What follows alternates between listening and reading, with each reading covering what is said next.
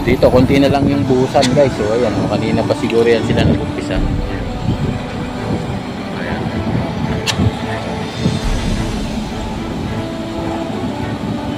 Ayan pa sila nagbuhos dyan. Ayan, talagang masinop at maganda yung pagkakalatag nito kay pantay na pantay talaga.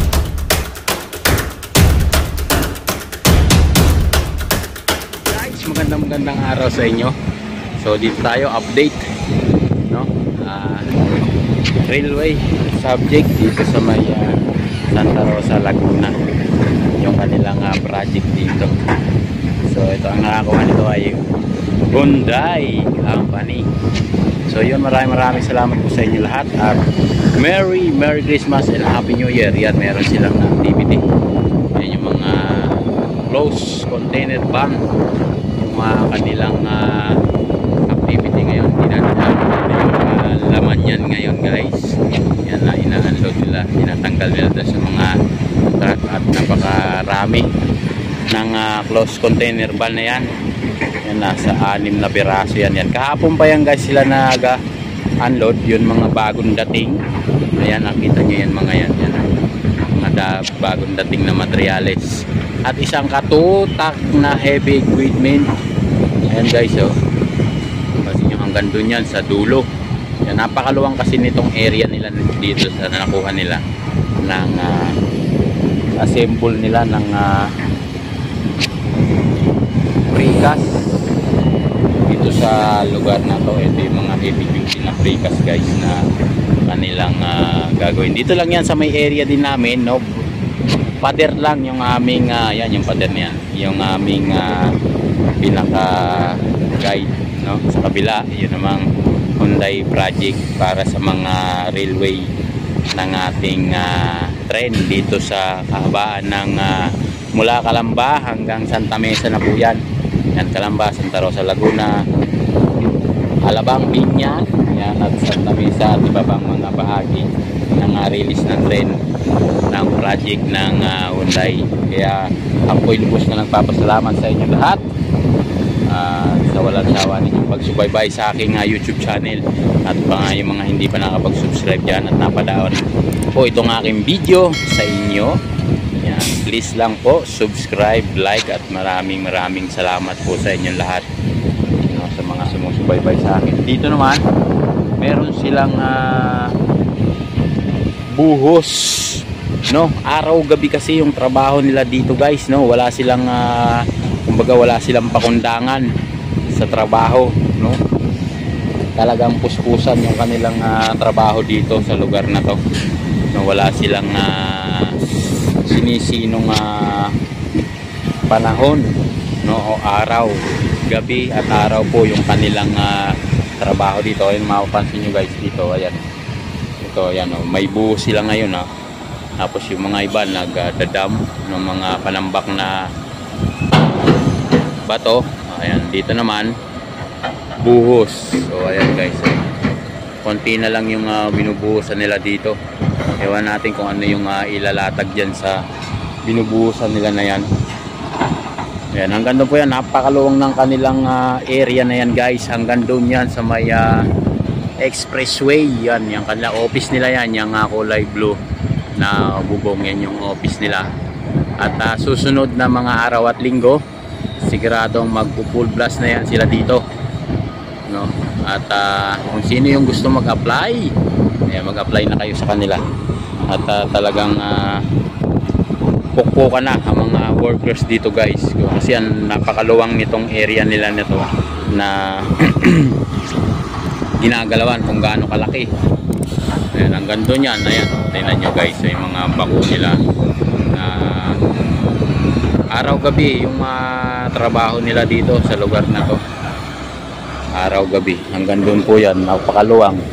O ngayon naman meron silang buhos. O ayan, may buhos sila. O ayan, ayan ang binubuhusan nila. Ayan, o, napakaluwang din yan. Hindi natin alam kung ano yung ikakabit nila dyan sa lugar na yan. Nandito lang tayo sa building natin sa taas, no? Ito yung area namin, pagitan lang po pader.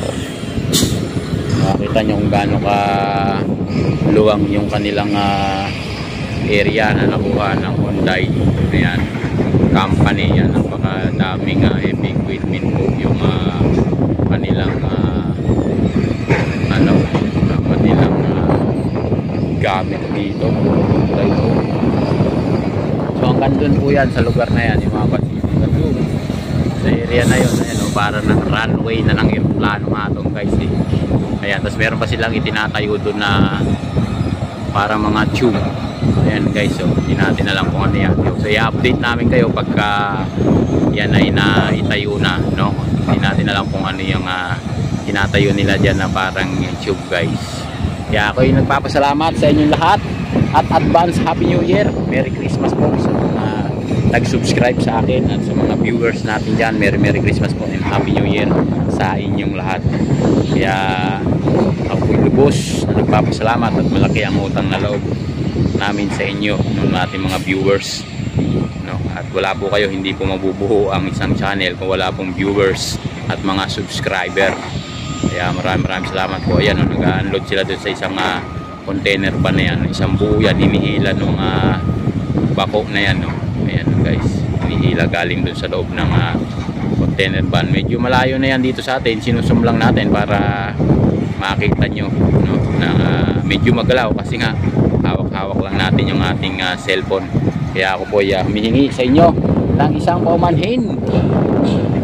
Wala pa kasi tayong pambili pa ng gimbal, kaya nag-iipon-ipon pa, kaya kamay-kamay lang muna yung ating gamit, no? Parang pinaka-gimbal natin. So ayan, ang ganda guys, meron din silang trabaho dito. Ayan, kagaya mga nagkalat-kalat nila mga tao. Ayan, yan sa parang runway ng aeroplano na yan. Diyan yan ipapatong yung gulong na in-order nila guys. Andun kasi yan yun doon sa likod ng mga heavy equipment nila doon, may mga nakatambak na gulong na lalaki. Yan guys, yan sa lugar na yan. Ayan, hindi masyadong aninag dito. May mga gulong dyan na nakatambak dyan sa area na yan. Ayan, kaya ako po ay nagpapasalamat sa inyong lahat sa walang sawan pagsubaybay sa aking channel. No, malaki po ang utang na loob ko sa inyong lahat, no, sa ating mga subscriber, viewers, likers, nagsishare ng ating video kahit padala-dalawa pa isa-isa. Yan po ay malaking bagay na po sa akin at sa akin din mga basher. Ayan, maraming salamat po sa inyong lahat at ako'y napapansin ng mga basher. Ayan, ako'y natutuwa sa mga basher na yan, no? Cute sa inyong mga basher talaga. Sige, gusto ko po yung ako'y binabash pa nga kasi nga ibig sabihin nakikilala na tayo unti-unti at meron tayong mga basher. Ayan po yung mga materials nila, no?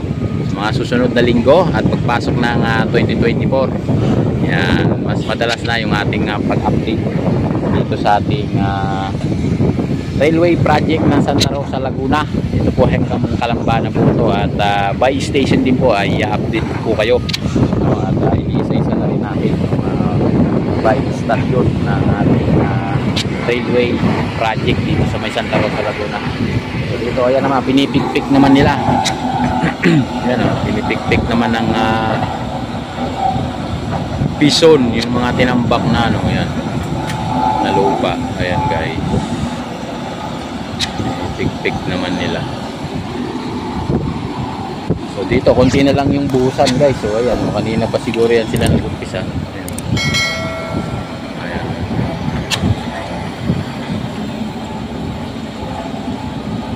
Ayan pa sila nagbuhos dyan. Ayan, talagang masinop at maganda yung pagkakalatag nito, kahit pantay na pantay talaga guys. So ayan, diba? Ayan yung kanilang area ngayon dito. Kaya pasensya na kahit mahangin dito sa aking kinakatayuan ngayon. Hindi natin nadala yung ating mic. Ayan, medyo hangin, malakas ang hangin. Nandito ako sa 5th floor. Ayan, kung gaano kaluwang yan. Itong area nilang ginagalawan guys, no, sa aking tansya Ako'y hindi pa nagkakamali sa aking pagtansya. Ito ay nasa 25 hanggang 30 hectare yung kanilang ginagalawan na to guys. Ganon ka luwang tong area na to guys. Ipakita ko sa inyo kung gaano kaluwang. Ayan, hanggang doon yan sa may likod ng SM guys. Ayan, hanggang doon. So, diba, nakasum lang yan kaya akala nyo malapit pero nakapakaluwang yan. At ayan na po ang ulan, no? Kaya tayo magpapaalam na ang ulan-ulan na po. O yan, nandun na po. Yan, no? Yung puti-puti na yan ay ulan na po. Kaya maraming salamat po sa inyo lahat. Hanggang dito lang, nagpapaalam. Joey Washington, maraming salamat po sa inyo lahat sa aking pagsubaybay, sa inyong pagsubaybay sa aking YouTube channel. Bye-bye!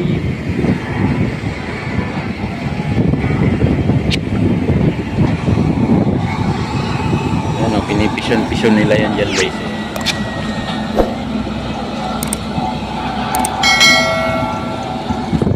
Dami nilang mga tao.